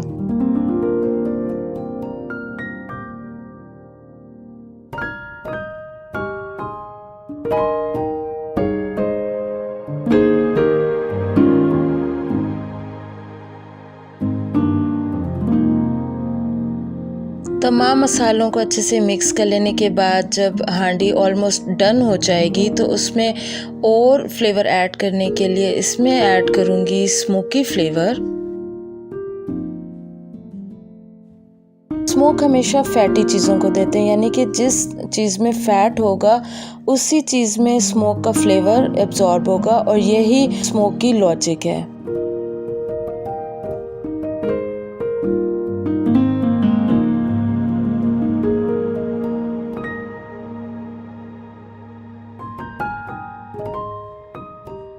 कोयले के लिए अगर आपके पास कटोरी नहीं है तो आप एल्युमिनियम फॉयल या फिर सूखी रोटी का भी यूज़ कर सकते हैं। अफ़गानी मलाई सीख कबाब विद वाइट ग्रेवी बिल्कुल रेडी हो चुकी है और अब बारी है प्लेटिंग की। देखने में जितनी मुश्किल, बनाने में उतनी ही इजी है और खाने में तो सुपर डिलीशियस है। गार्निश करूँगी मैं इसको फ्रेशली चॉप्ड सब्ज़ धनिया से।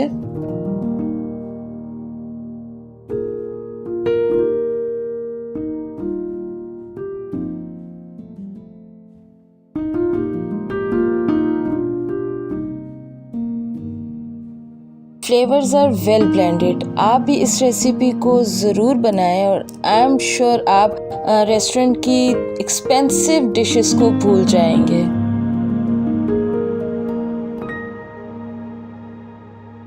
अगर आपको ये रेसिपी पसंद आई है तो please make sure you like, subscribe and share my videos. Thank you and अल्लाह हाफिज़।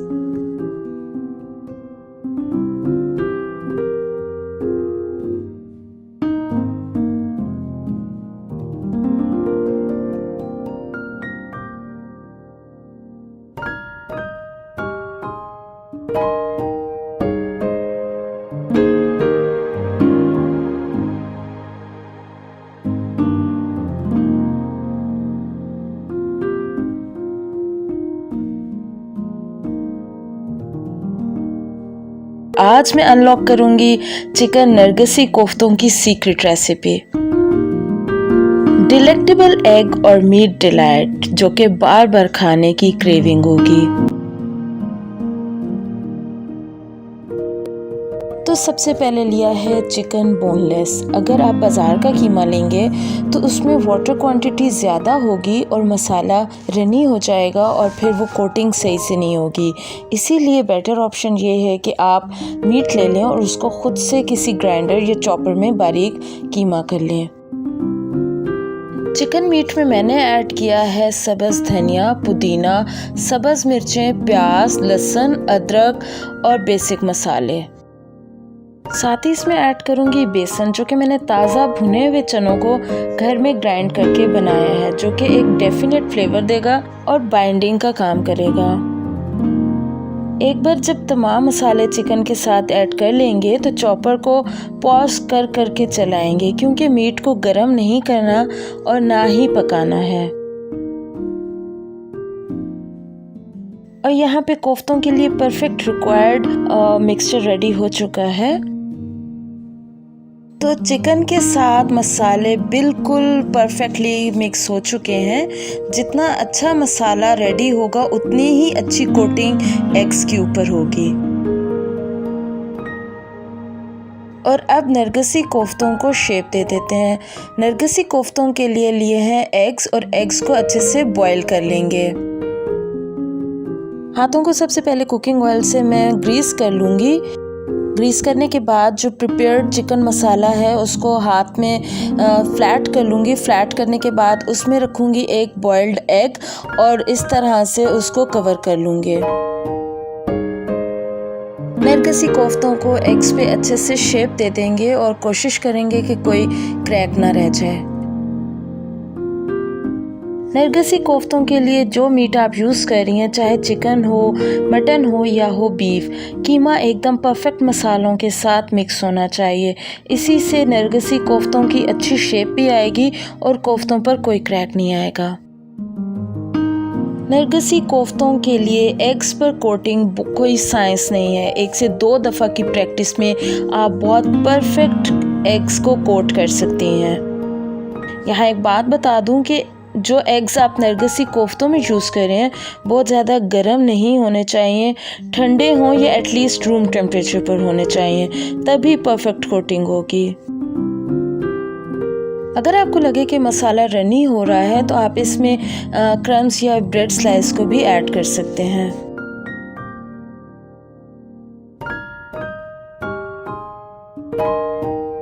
एक एक करके सारे एग्स को मीट से कोट कर लिया है। परफेक्ट कोटिंग हुई है, कोई क्रैक नहीं आया। अगर फील हो कि मसाला सॉफ्ट है तो उसको 5 to 7 मिनट्स के लिए फ्रिज में सेट होने के लिए रख देंगे। यहाँ एक पैन में लिया है कुकिंग ऑयल और जब कुकिंग ऑयल अच्छे से गर्म हो जाएगा तो उसमें ऐड करूँगी प्रिपेयर्ड कोफ्ते।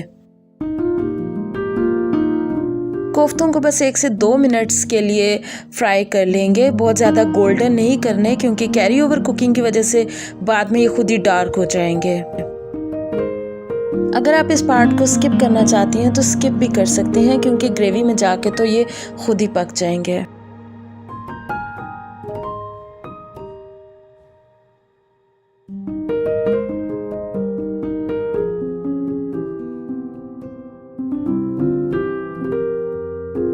फ्राई करने के बाद नरगिसी कोफ्तों का ब्यूटीफुली कलर आ चुका है। एक एक करके तमाम कोफ्तों को मैं फ्राई कर लूँगी।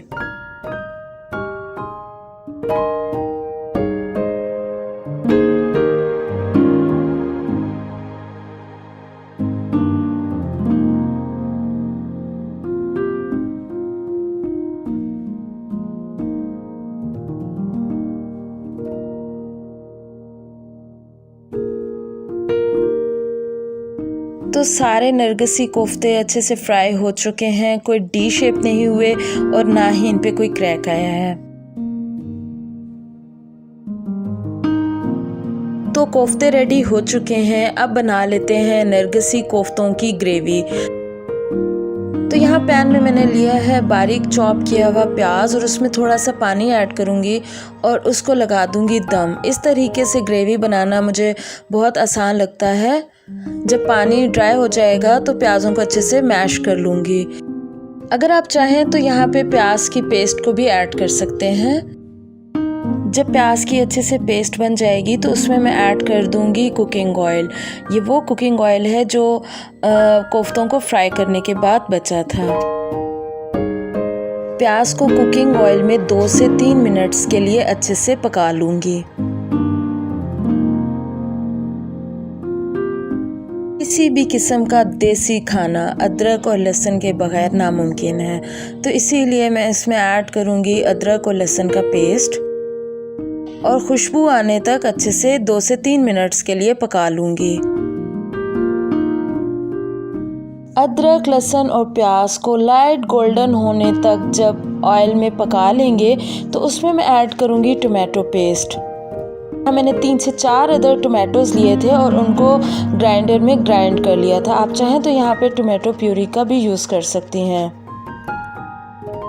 टमाटर को अदरक, लहसुन और प्याज के साथ मज़ीद 2 से 3 मिनट्स भूनने के बाद इसमें मैं ऐड करूँगी मसाले, जिसमें मैंने ली है सुर्ख मिर्च पाउडर, धनिया, ज़ीरा, हल्दी, अमचूर का पाउडर और नमक।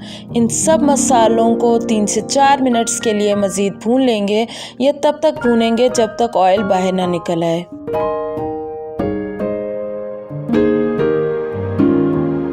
2 से 3 मिनट्स मसाले को मज़ीद भून लेंगे और मुझे लग रहा था कि मसाला थोड़ा डार्क हो गया है, तो इसीलिए मैंने दही में थोड़ा सा दूध भी ऐड कर लिया था और उसको ऐड कर लूँगी मसाले के साथ।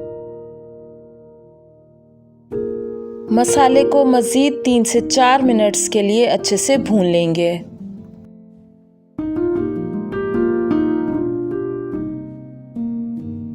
दही को मसाले के साथ इतना भूनेंगे कि ऑयल बाहर निकल आए और यही अच्छा मसाला भूनने की निशानी है। जब मसाला अच्छे से भून लेंगे तो उसमें प्रिपेयर्ड नरगिसी कोफ्तों को ऐड कर देंगे।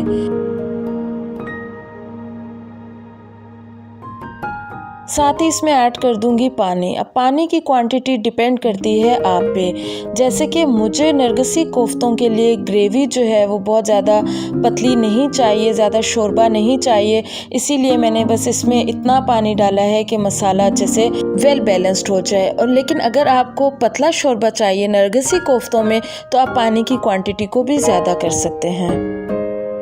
नरगिसी कोफ्तों में पानी को ऐड कर लेने के बाद एक बॉयल आने तक ढक के रख दिया था। जब एक बॉयल आ जाएगा तो उसमें मज़ीद फ्लेवर को एनहांस करने के लिए मैं इसमें ऐड करूँगी 5 से 6 अदद सब्ज़ मिर्चें और इसको मज़ीद 3 से 4 मिनट्स के लिए दम पे रख दूँगी। नरगिसी कोफ्ते ऑलमोस्ट रेडी हो चुके हैं। मसाले को रिक्वायर्ड थिकनेस तक 1 से 2 मिनट के लिए मज़ीद भून लूँगी।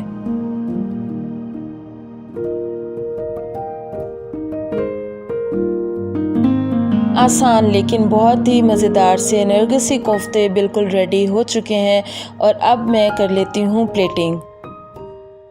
नरगिसी कोफ्तों को मैं गार्निश करूँगी सब्ज़ धनिया, अदरक और गरम मसाला के साथ। नरगिसी कोफ्तों को मैं सर्व करूँगी तंदूर की गरम गरम रोटी के साथ।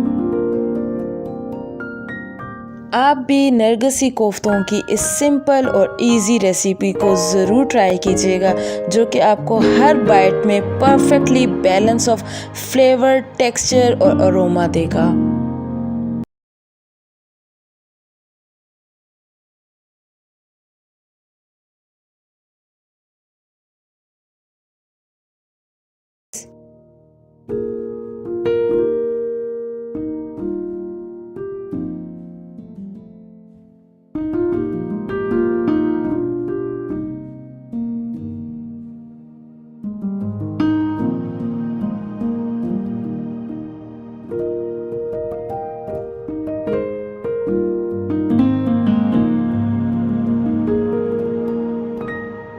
बिरयानी एक कांस्टेंट बैटल है कि किसकी बिरयानी सबसे ज़्यादा बेटर है, और यही नहीं बिरयानी कैसे बनती है। इनफैक्ट हर स्टेट की, हर कम्युनिटी की अपनी अलग बिरयानी है। जो आपके घर में बनती है वो शायद मेरे घर में नहीं बनती, और जो मेरे घर में बनती है वो शायद किसी और के लिए ऑथेंटिक नहीं, ये रियल नहीं। लेकिन बिरयानी एक ऐसी डिश है जब भी बनती है पूरे घर के अंदर खुशबू फैल जाती है। आज मैं आपके साथ बनाऊंगी हैदराबाद की मटन बिरयानी। मैं कोशिश करूंगी कि इस वीडियो में हर स्टेप को सिंप्लीफाई करूं ताकि आप इस ईद पर अपने घर में ये बिरयानी आराम से बना लें। तो सबसे पहले प्रिपेयर कर लेते हैं barista. Barista means brown fried onion. तो प्याज के इवनली पतले पतले स्लाइस कर लेंगे। इक्वल साइज कटिंग में होगी, इससे इवनली फ्राई होंगे, अदरवाइज कुछ प्याज जल्दी ब्राउन हो जाएंगे और कुछ प्याज ब्राउन नहीं हो सकेंगे। प्याज की कटिंग जब हो जाएगी तो प्याज की जो कलियां हैं उनको अलग-अलग कर लेंगे।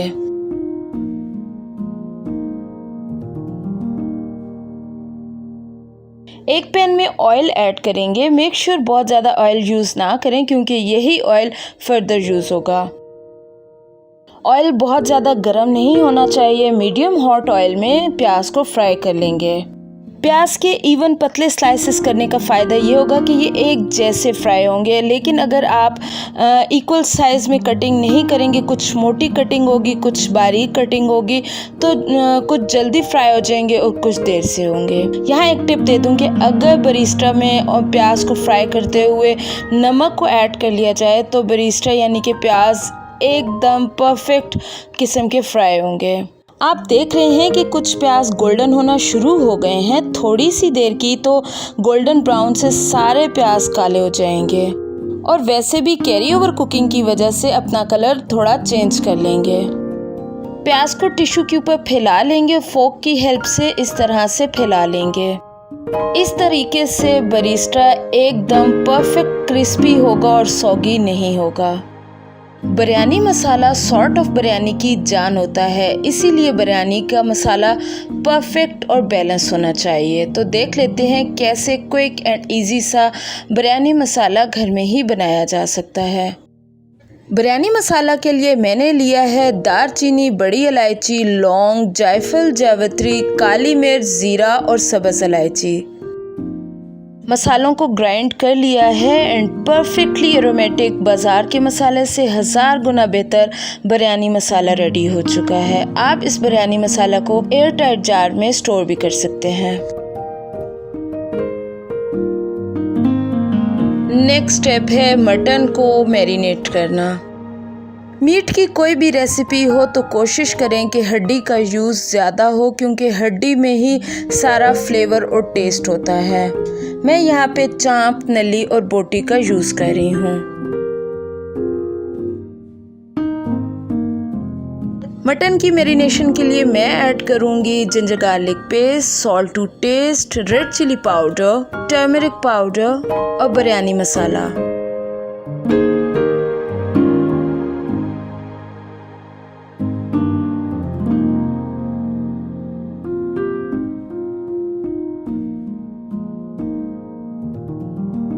सारे मसालों को मटन के साथ अच्छी तरह से मिक्स कर लेंगे। मसालों को अच्छी तरह से लगाने के बाद इसमें मैं ऐड करूँगी धनिया, पुदीना, दही, अदरक के स्लाइसेस और सब्ज़ मिर्च के भी स्लाइसेस कट कर लेंगे। मेरी तरह अगर आपको सब्ज़ मिर्च को काटना मुश्किल लगता है तो आप इस तरह से सीजर की हेल्प से भी सब्ज़ मिर्च को कट कर सकते हैं।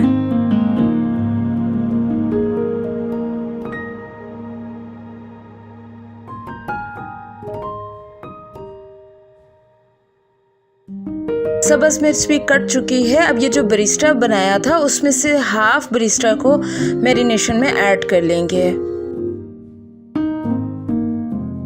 वो ऑयल जिसमें प्याज को फ्राई किया था उस ऑयल को भी ऐड कर लेंगे क्योंकि इसी ऑयल में टेस्ट और फ्लेवर है।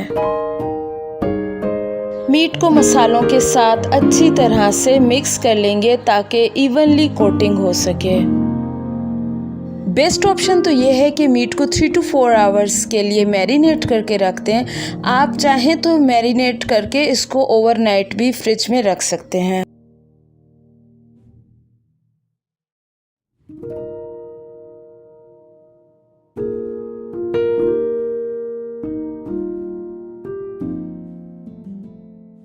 कोशिश करें कि जिस बर्तन में आपने मटन को पकाना है उसका बेस या तला जो है वो मोटा होना चाहिए। अब जो बर्तन मैं यूज़ कर रही हूँ उसका बेस ज़्यादा मोटा नहीं है तो मैंने यहाँ पे उसके नीचे तवा रख लिया है। परफेक्टली मटन जो है वो मैरिनेट हो चुका है। अब इस मैरिनेटेड मटन को मैं बर्तन में ट्रांसफ़र कर लूँगी। मटन की कुकिंग टाइम जो है वो मटन की क्वालिटी पे डिपेंड करता है। अगर अच्छा मटन होगा तो 10 to 15 मिनट्स में मटन परफेक्टली कुक हो जाएगा। मटन को मीडियम टू लो फ्लेम पर मैं पकने के लिए रख दूंगी ताकि सारे फ्लेवर्स जो हैं वो अच्छी तरह से इंटैक्ट हो सकें।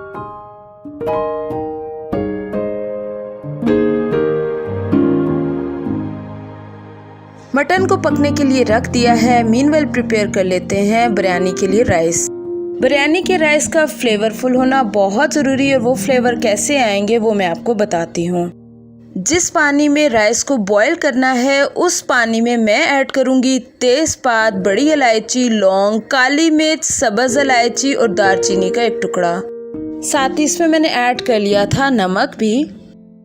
मसालों का काम सिर्फ फ्लेवर्स और टेस्ट देना था पानी में। जब लगे कि गुड बॉयल आ चुका है और फ्लेवर्स और सारा टेस्ट जो है वो पानी में आ चुका है तो इन मसालों को मैं अलग से निकाल लूँगी।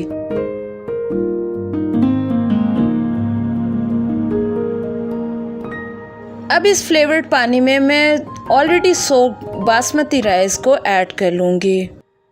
यहाँ एक बात बता दूं कि राइस को पकाते हुए बहुत ज़्यादा चम्मच को नहीं हिलाएंगे, बस जेंटली सा मिक्स करेंगे, अदरवाइज राइस टूट जाएंगे।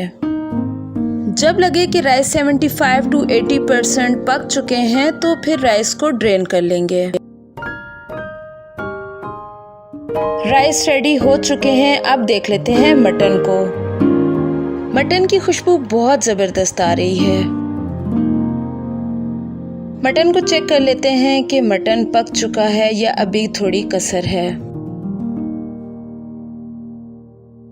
मटन जो है वो परफेक्टली पक चुका है। ये स्टेज बहुत इम्पॉर्टेंट है क्योंकि मटन जो है वो पक चुका है। मैंने बिल्कुल लो फ्लेम पर मटन को पकाया था। अब ये जो फ्लेवर स्टॉक है इसको वेस्ट तो कर नहीं सकते क्योंकि सारा फ्लेवर और टेस्ट इसी में है। अगर इसको ड्राई करेंगे तो बनाने जाएंगे मटन बिरयानी और बन जाएगी कीमा बिरयानी क्योंकि मटन जो है वो ऑलरेडी पक चुका है। राइस भी बॉईल हो चुके हैं तो मैंने यहाँ एक ट्रिक की कि राइस को अच्छी तरह से फैला लिया ताकि राइस में जो मॉइस्चर है वो ख़त्म हो जाए और राइस अच्छे से ड्राई हो जाए। आप चाहें तो राइस को फिर फ्रिज में भी रख सकते हैं। अब जो स्टॉक है वो मैंने दम में ऐड कर लिया है। अब इस तरह से राइस टूटेंगे भी नहीं और स्टॉक का सारा फ्लेवर और टेस्ट भी बिरयानी में आ जाएगा। तमाम मसालों को ऐड कर लेने के बाद बिरयानी को मैंने दम लगा दिया था। केवड़ा वगैरह का यूज़ हैदराबाद बिरयानी में नहीं होता। बहुत ज़बरदस्त खुशबू के साथ बिरयानी जो है वो रेडी हो चुकी है। अगर आप मेरी राइस की रेसिपीज़ को फॉलो कर रहे हैं तो मैं अक्सर ये बात करती हूँ कि दम के बाद राइस को 5 से 10 मिनट के लिए रेस्ट दे दें ताकि राइस जो है वो अच्छे से स्ट्रक्चर पकड़ लें। उसके बाद उसमें चम्मच को हिलाना चाहिए। इस तरह से राइस टूटेंगे नहीं और खिले खिले बनेंगे। अगर आपने अभी तक मेरी मटन दम बिरयानी और वैरायटी ऑफ बिरयानी की रेसिपीज़ नहीं देखी तो मैं डिस्क्रिप्शन में भी लिंक दे दूँगी और एंड स्क्रीन में भी दे दूँगी। Perfectly Hyderabadi mutton biryani ready हो चुकी है। जितने अच्छे फ्लेवर्स हैं देखने में उतनी ही मज़े की है। कमेंट में ज़रूर बताइएगा कि अगर आपने ये रेसिपी बनाई तो कैसी बनी थी। Celebrate love, kindness and full plates. Advance Eid Mubarak to all. If you like my recipes, please make sure you like, subscribe and share my videos. Thank you and Allah Hafiz.